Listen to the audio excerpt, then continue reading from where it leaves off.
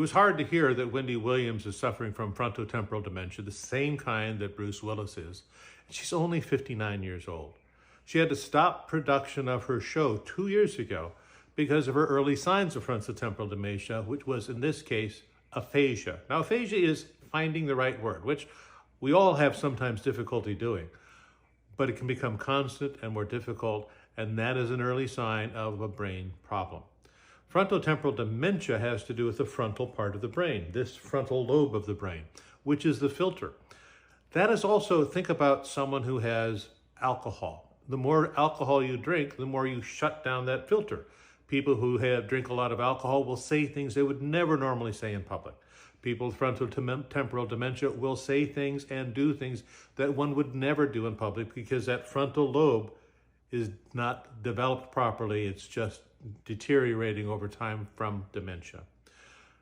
The reasons people get dementia are complex. We know some of them. We know that she suffered from addictions of cocaine and alcoholism. Both of those are an increased risk of dementia. Other things that can cause an increased risk of dementia include histories of depression, people who have poor diets, age, male sex. Those are other things. And even though there are certain things that we can do to decrease our risk of dementia, for example, a Mediterranean-style diet decreases your risk of dementia by those who adhere to it by as much as 53%.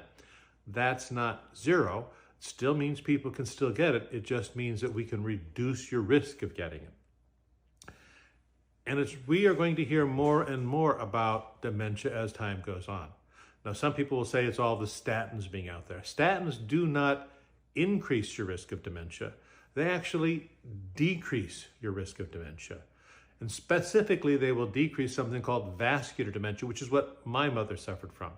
My mother, like Wendy Williams, had a fierce brain.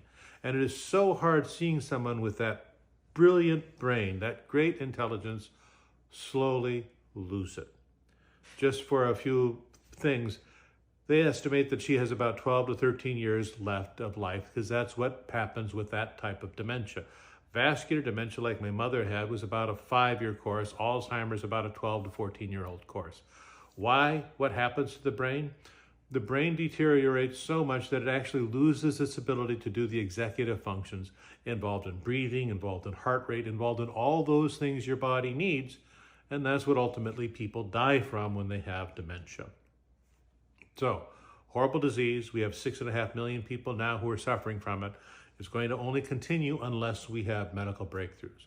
But what you can do to help decrease your risk of this, can't decrease it to zero again, fruits, vegetables, Mediterranean-style diet, exercise, talking, social communications. Keep your brain active by learning new things and doing all that. That's the best you can do. And as soon as we have a medical breakthrough, I promise I will be on here immediately touting it. Until then, do the things that you can do.